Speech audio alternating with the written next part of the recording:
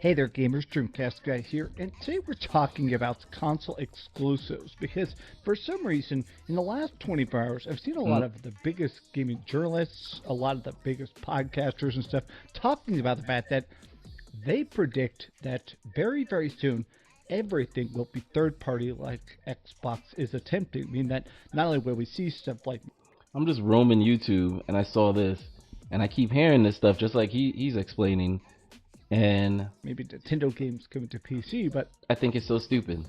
I think it's so stupid. You're gonna kill the market. You're gonna completely dismantle the market. Like, the whole reason there's different consoles is because of console exclusivity. That's the whole reason Nintendo's thriving and they don't even have like a powerhouse system. They have nothing but exclusive titles.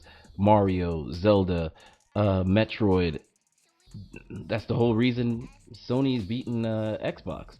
And Xbox is just too stupid to realize it. Focus on your exclusives. Your Gears of War, your Master Chiefs, your just focus on your exclusives and you would have a stake in the whole game. But I don't know what Microsoft. I think Microsoft is getting ready to bow out. To be honest, they're getting ready to bow out. And if the reporters are reporting this, then all I see is like PC gamers taking over. That's it. There's not going to be any more consoles. If Sony or Nintendo allow, Nintendo's not going to allow it. Maybe we'll see PlayStation putting a downgraded version of some of their games that will run on Xbox Series S, or maybe we'll see more Xbox, Microsoft gaming stuff. You're never seeing Mario PlayStation 5 Pro upgrades. Basically, or Nintendo everybody exclusive. just Nintendo trying to sell games. They're everywhere. not stupid. Now, I disagree with a lot of this because, I mean, I feel like something about this just seems off. When I think about the classic console wars, like think about the 5th generation, right?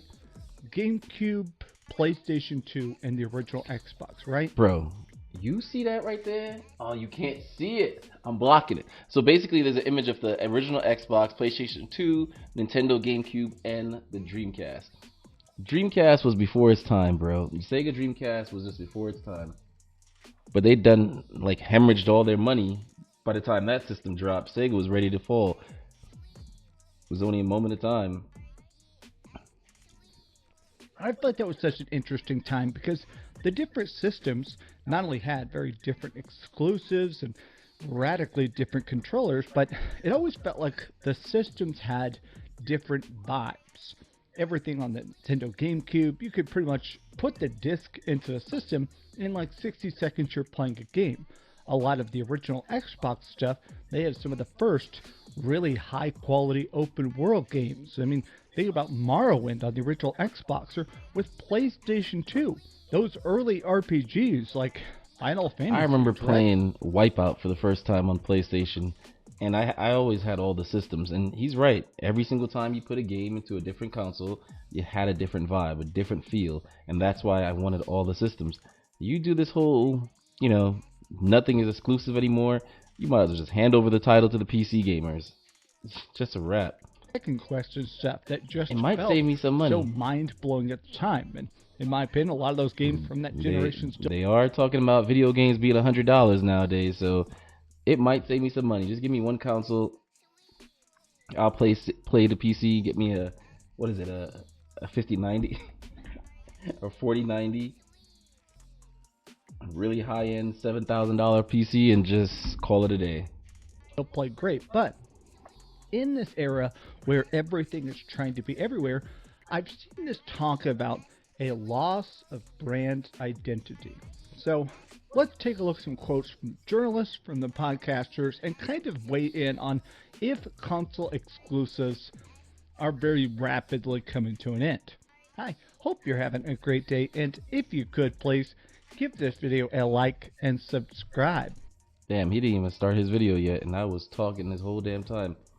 But I have another point. Like, when you have console exclusive games, it does give your console or your brand like its own identity. Like, you hear Uncharted, you think about Sony. You know what I mean? Like, you hear Gears of War, you think about Microsoft. Mario, Nintendo, whatever. But yeah. If you haven't already.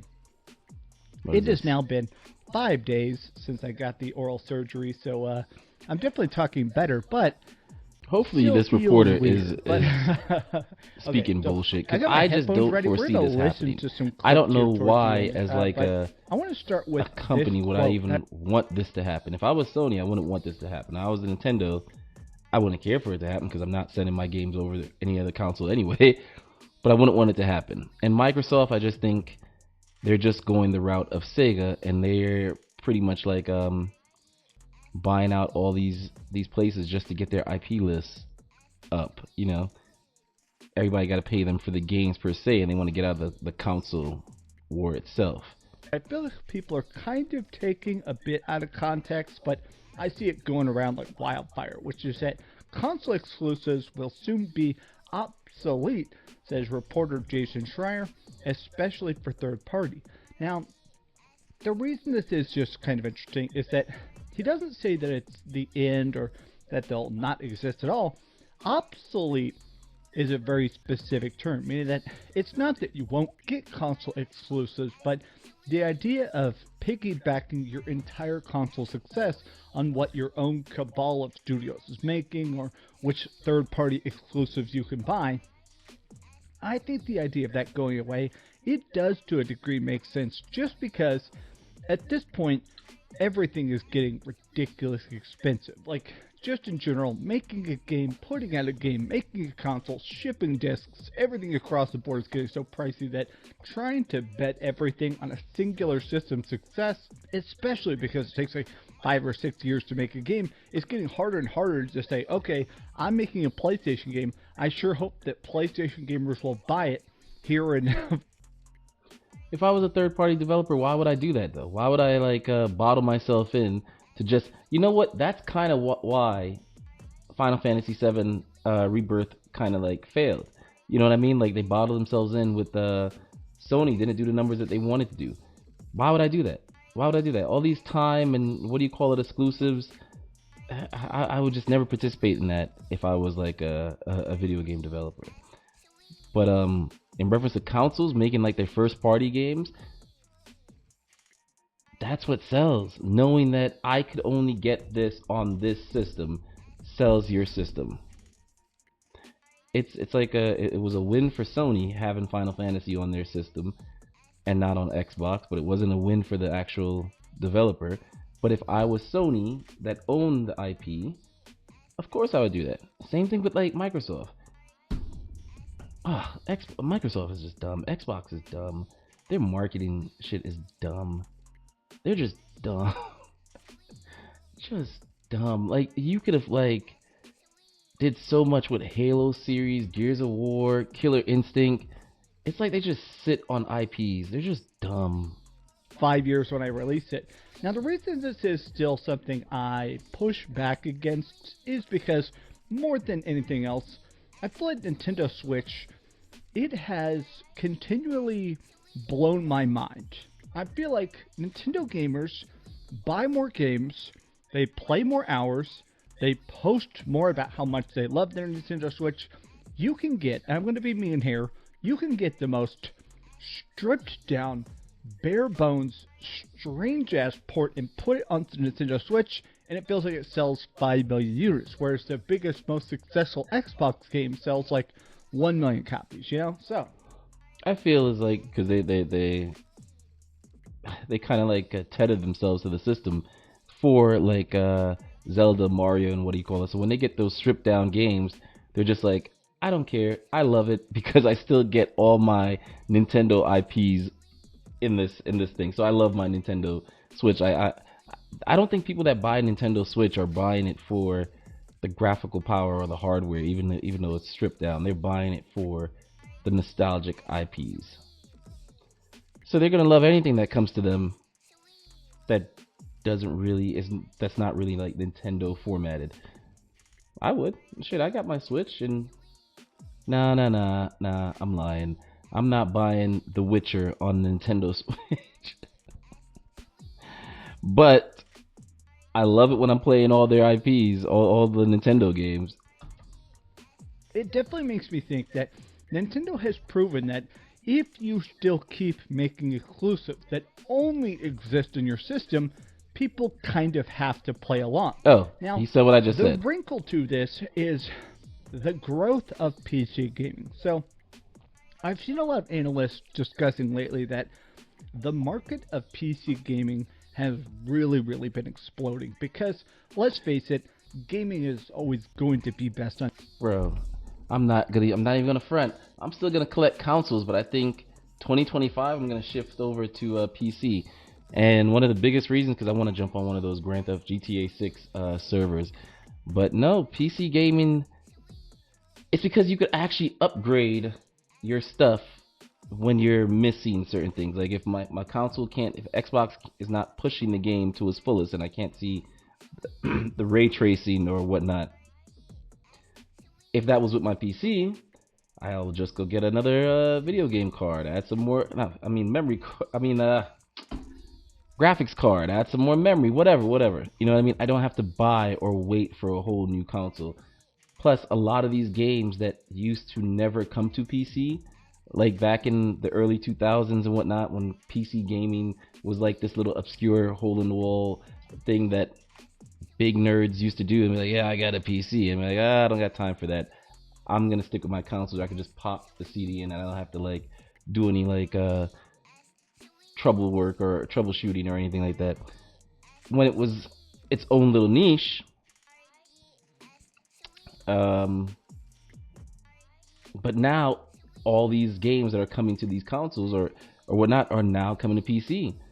So PC gamers are not really missing anything, and they don't have to buy a new console every 5 to 6 years. They don't have to like just, and the tweaking is kind of gone as well. Like you just pop the game in, let the shaders run, and it kind of like optimize itself. But yeah, I get it. Like I think I'm gonna switch to PC as well, like fully to PC. PC. Steam launcher is great. Games go on sale there very, very often. But also, you can mod the games. You can bot the games. You can do all sorts of stuff to really customize the experience in a way that doesn't exist on consoles. Even when you get mods in some console games, they're pretty pared down to what's obviously on the complete customizable experience of PC. But here's what kind of kicked off this conversation, and I do feel like it's I'm glad people are debating it because it is wild. So FF7 Rebirth was, for almost a year now, it was an exclusive to PS. See? I just said it. I know I'm not. I should be like a video game journalist or some shit. I missed my calling because I just said it in my little layman's term type way. I just spoke about Final Fantasy 7 Rebirth. PS5. Built for the PS5. It's the second part of the FF7 remake trilogy, but this game just came to Steam, and it is an overwhelming, crazy, insano success. But it's been on PlayStation for like how long? Game, but a lot of people are saying, okay, this game is actually having crazy concurrence. Apparently, a lot of people are bootlegging it as well, which, that's always going to happen. But a lot of people kind of say, okay, free advertising. If people are bootlegging your game on PC, it is a sign about the hype, the attractiveness, and I'll always die on the hill that I do think a lot of people that bootleg a game, they're just making sure it can run, and then they end up buying it. Maybe it's just that I've talked to a lot of people that do that. But oh, he's so wholesome. I'm not gonna bootleg a game and then go back and buy it. I'm bootlegging the game to bootleg the game because I don't want to buy it. He just thinks the world is utopia. That's nice, Mr. Dreamcast guy. That's so nice. Respect. I like watching Dreamcast guy. But it is interesting to me that this game was so expensive, it seemed like it sold decent on PS5, but now they're able to take that already completed product, put it onto Steam, and make a hell of a lot more money so they can now fund the end of this trilogy. But Jason Schreier, this is the tweet that has stirred up a lot of articles. 2 takeaways here. Steam has become a bright spot for many game makers as console sales have flattened. Console exclusives will become obsolete soon, especially for third-party publishers. Now, I feel like people are taking this quote and running in multiple directions, but I feel like his thoughts here, I feel like both of these are incredibly deep, incredibly interesting points.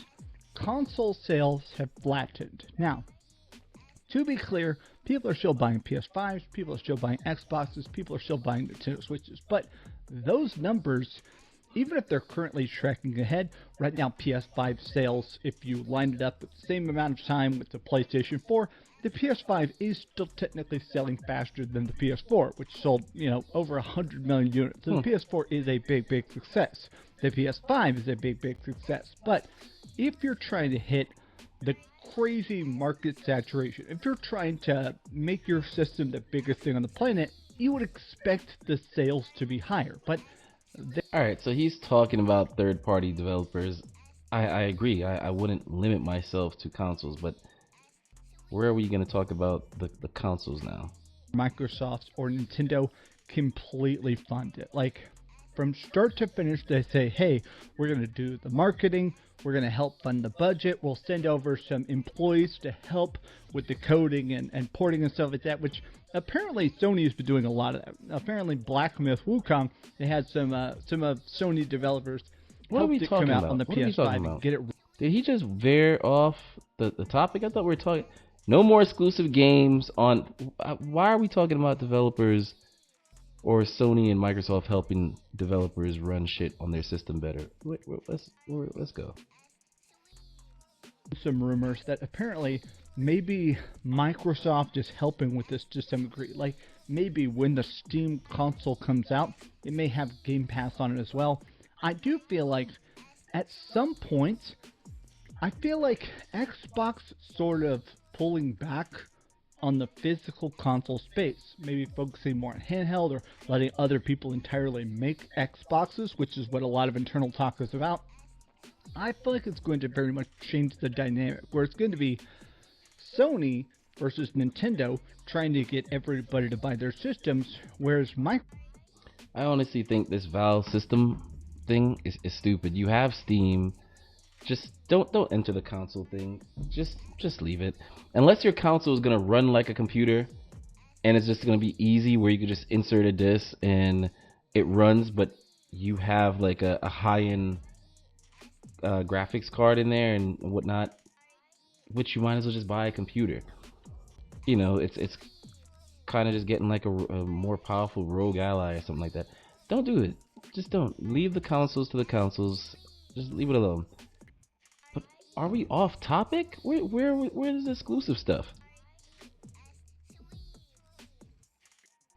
Here's where we got these headphones. So, I wanted to listen to two clips that are about a minute long. One from the Amazing Digital Foundry podcast, and then this clip here from the XNC podcast. Now, as you can see here, we got Colt Eastwood, Mag, we got Paris Lilly here, and Paris drops a take that I see a lot of people kind of reeling from. A lot of Xbox fans are sad and a bit upset that everything is going so third party. That Microsoft games, there is a bit of a loss of identity, but let me listen to him. But back to the concerns again. I mean, I just worry that the multi-platform strategy is Xbox completely losing their identity. Yep. Like, essentially, yeah, you hear that a lot. I've said I know a lot. It's just even that right there. It's crazy that on an Xbox podcast, they're all nodding in agreement about how much Xbox has lost identity by not trying to have exclusives at all, even with the. Yeah, I agree. But I don't think they care. I think Xbox and Microsoft is like a bunch of suits, and they don't really care. They don't really understand the market right now, and whoever's running it doesn't understand the market right now. I think Phil Spencer is just like the face, and he doesn't really make any big decisions. And the shareholders and everyone says, "Yo, it's not selling. We're doing this." I don't think they understand it. So I think the console is probably going to go under, and it's just going to be, who people go to for IP since they own everything now. That's it. Studios they bought, but let me other people said it. I'm pretty sure Destin asked Phil that directly, but That would be my main concern. I'll say it for the thousandth time. Playing Halo on PlayStation will be weird. It's not something that weird. It's gonna be excites cool me, weird though. right? But it's gonna happen. Yeah. Yeah, it's gonna happen though. And then once it does happen, people will get used to it and you'll move on. But that initial shock of seeing that is gonna be extremely weird to me. So that would be the other concern. Like, is Xbox even the thing? Is it Ubisoft or EA? It is just a big third-party publisher at that point, and Xbox isn't doing things that separates them from what PlayStation does or from what Nintendo does. They're just games that you play on a console. Again, they're just Sega at that point. They're just Sega at that point. I find this to be interesting because See, I said it.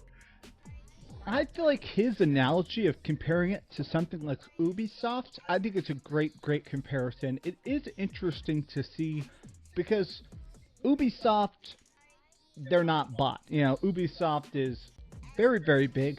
They're not going to take one of their perhaps billion-dollar properties or hundreds of million-dollar projects and put it on a singular system because, I mean, games are too expensive to put on one system at this point. So the fact that Microsoft is just going third party to try and break even with their expensive projects, it does hurt the identity. Maybe that's just me, but I do feel like it does hurt the identity. And I almost think that there has been some debate that if Sony starts putting more of their games third party, if Sony starts throwing everything on Steam day and date, if Sony does start putting stuff on PlayStation, If Sony does that, there will be no more Sony. You cannot compete with PC, and now PC is so much easier to get into, along with Steam and all that stuff. You can't compete, so Sony would just have to throw in the towel, which is why I don't think everything is going to be like I don't think there's going to be any more console exclusives. I mean, I don't agree with the fact that there's not going to be any more console exclusives. On the Xbox side, yeah, because I think they're throwing in the towel, but Nintendo and Sony, no. Because I think it would just be a stupid move. Because I would just grab PC, and that's speaking as the consumer. I would just get on PC. would that just break down the brand of PlayStation? Yes. I do kind of think so. Like, I want to listen to this clip here in that I still don't think we're going to be seeing any Nintendo games coming to Xbox. I don't think we're going to see any PlayStation games going to Xbox. I do think this is a one-way street. Is likely to return the favor, or does their favorable... Do you believe Sony is likely to return the favor, or does their favorable position keep them from considering it? I don't know what you think about this one, Oliver, but I don't see Sony returning the favor. It just doesn't seem to make sense because you know, Xbox is basically a diversifying platform that's about more than just Xboxes. I'm not even sure there's enough Xbox consoles and potential sell-through there to make it happen. I don't know what you think. No, I don't. I mean, outside of like limited efforts, like MLB The Show would be one exception. I really couldn't see it. I really couldn't see it. One exception would be something maybe that involves like a third-party deal, which you also see with MLB The Show. Like I could imagine Marvel coming in and saying, hey, you know, for our new IP here, our new Mystery Man IP, we want you to be on all platforms or something, right? I could imagine that being the case with third party coming in and imposing it. But I don't think there's a compelling commercial incentive for Sony to do so because, frankly, the Xbox market is not that large, and Sony gets so much value from being able to say, here's our box that plays our games, buy it if you want to play our games. You know, this is off the topic, because he just brought it up and he's like, hey, I don't think the Xbox market is that large. I think Microsoft just doesn't, the suits just don't care to, they have a good hand. It's like having all the cards in your hand and just be like, I don't feel like playing anymore. Even though you know you could win. I don't even think they know that they could win. But you have all these IPs, you bought out all these freaking companies. Do a good game planning for a year, start up all these like little side projects. You have Bethesda, you have Activision, you have all these different companies. You could literally like take over the market. Drop your new system. When you drop your new system, you have all these games that cannot appear on anybody else's stuff, plus all your revamped old ones. You know, Gears of War, Halo, Killer Instinct, and it'll be a wrap. it would be a complete wrap. You know, shit. You make some exclusives for Call of Duty. Like they own Call of Duty now. Make some exclusives. Don't charge the Xbox individuals. Be like, hey, this little, because I know they got this thing with Sony that Call of Duty is going to appear on Sony for the next 10 years. But this part, they said Call of Duty is going to appear on Sony for the next 10 years. But do they have like rights if they wanted to give like Xbox owners, or like their own little piece, like side piece of the game for free? And just make that exclusive? But it's like they have all the cards and refuse to use it. I just feel like they're just stupid. But what do I know? I'm just a gamer. Now, alternatively, now they basically say, well, buy our games on this box, or you can wait 2 years and maybe get an NPC, and maybe that port will be good, or maybe it won't be so good as well. Do you believe? I find this quote to be so interesting because I do think more than anything else they've hit the nail on the head, which is that back in the day, what sold a system is to say, hey, here Resident is the games Evil 4. that only run on our system. Do you want Metal Gear Solid? You got to get it on the PS2. Like, obviously, it got ported to other places later, but originally, you had to go to that spot. Hey, here's the GameCube. You want to play Resident Evil 4, which obviously is one of the best games ever. You had to play it on a GameCube for the first while. I do think we're going to keep seeing bigger and bigger games that are coming day and date to PlayStation being made by Xbox. I think Fable's coming day one. I think obviously Master Chief. I think the next Doom is already confirmed, obviously, but when... Another side note, I can give two shits about Fable. Fable is dead to me. After seeing that trailer, I don't care about Fable. But that's another video. Whenever we see Gears of War E-Day, I do think a lot of that stuff is coming to PS5. It's going to get PS5 Pro upgraded. It's going to be, a lot of that's confirmed already. But I don't think that Sony is as on board with, hey, we need to diversify. Hey, we need to be in these other pools. Hey, we need to really spread our wings to make sure that everything, every dollar we can possibly get is getting scooped up. Nintendo, of course, is fine. Nintendo can just make console exclusive forever. Their games are cheaply made in-house. They sell 10 million copies of it on a bad day. I think... See, that's what I said. Console exclusives are still important. I still think they are a backbone. I still think that we're going to be getting a lot more consoles in the future that have exclusives. But well, so me and DreamCast Guy, the balloon cost of games, the longer me and DreamCast Guy agrees. We agree. Have time.